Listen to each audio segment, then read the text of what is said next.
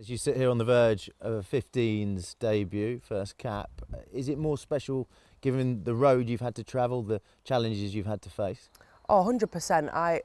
If you would have asked me 2 years ago, do you think that you would even be in contention of potentially making your 15s debut, I maybe would have been like, oh, not too sure about that.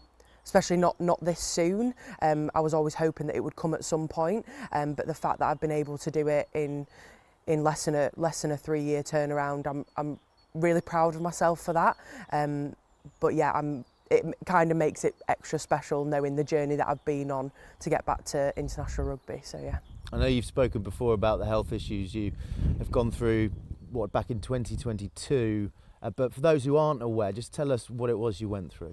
Yeah, so in 2022 I got diagnosed with a rare brain illness that affects 1 in 1.7 million people. So it's called Autoimmune receptor encephalitis. So it's basically where your body mistakenly attacks your brain.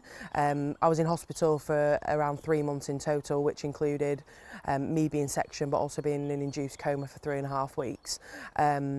It's an illness that a lot of people don't know about, but as soon as I've started speaking about my illness, it comes up a lot more frequently than what I ever would have thought before. So the fact now that I can use my platform to help spread awareness around this brain illness, hopefully we're curing more people and hopefully there aren't more people losing their lives because of this illness as well. How did it manifest itself? How did it first come about? Yeah, so it first came about in a depressive demeanour. I then started having seizures after that, and then that's kind of when we knew that that was the real big issue. So kind of the signs that came about were a change in mood, but my voice completely changed. I kind of lost like my accent quite a bit. But yeah, change in mood. You kind of aren't yourself anymore. So that was kind of the biggest one, and then the seizures followed after that, which were then when alarm bells started ringing for my family. And you had to be sectioned. How come? Yeah, so I had to be sectioned because I was presenting quite manic behaviour. So because I didn't really know what was wrong with me, body kind of goes into fight or flight, and started to be quite aggressive towards anyone that was around me, kind of punching people in the face, fighting anybody who would come near me.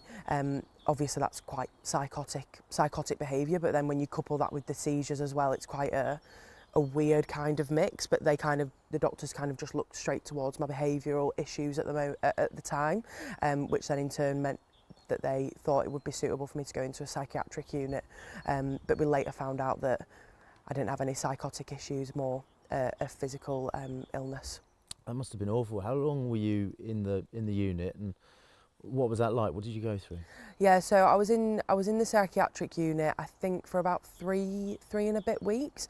But I couldn't even tell you what it was like, because from the middle of May, when I started to act sort of depressed, and then until I woke up from the coma, I have no memory at all. So I couldn't even tell you what the room looked like, couldn't tell you about the people that I met, anything really. Or the only memories, well, the only things that I speak about when I speak about my illness is things that people have told me, which is quite a scary thing in itself, to be honest with you. Okay, and your parents were there as well, weren't they, throughout that? What was it like when you woke up and seeing them, and how have you got from where you were then to now? Because that's an incredible story. Yeah, mum and dad were there throughout it all.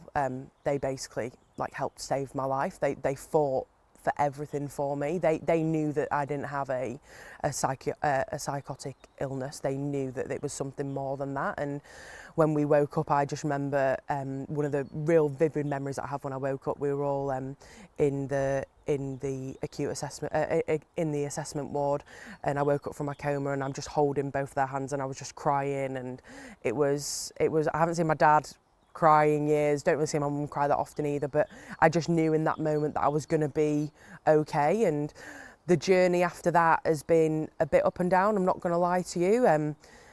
Because I have no memory from it, I kind of thought that I could just go straight back into rugby, but I'd lost 20 kilos of weight. I couldn't talk, I couldn't walk, I couldn't read, I couldn't write, couldn't really do anything on my own. And kind of coming to the realisation with that, I then started to progress a lot quicker, but I would have said that I was in denial for quite a long time, but not like intentional denial, just I'm a fighter and I want to be the best at everything and get back to recover so quickly, but I just had to be kind to myself during that time, and it's definitely been a journey over the past 3 years.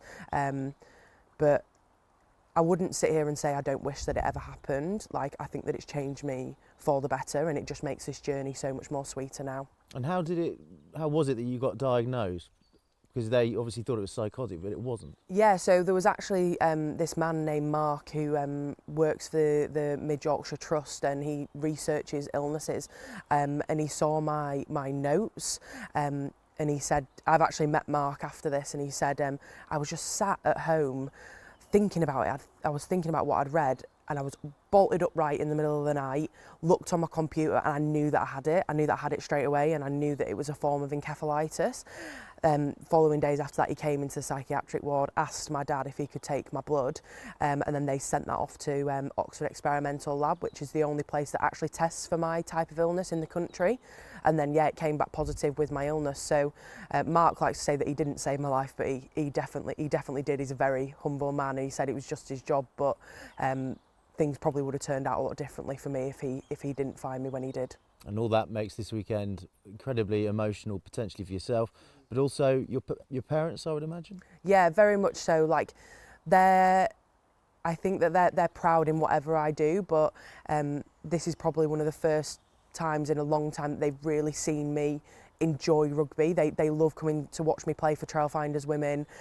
They love just seeing me express myself on the pitch, which I might have lost in the past couple of years playing sevens.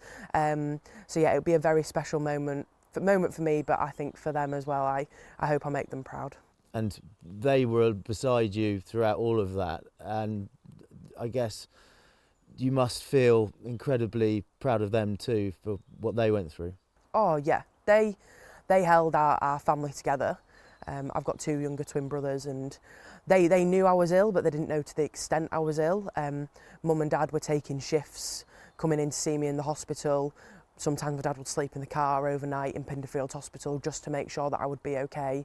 Like, they are both real life superheroes, and I'm incredibly proud of the journey that they've been through, but also now, like, they came out with a lot of trauma, but the fact that they've been able to deal with that together and through external help, they can now really feel this new lease of life that I've now got as well. And I was actually on the phone to my mum on the way here, and she said that it's definitely made us a better family.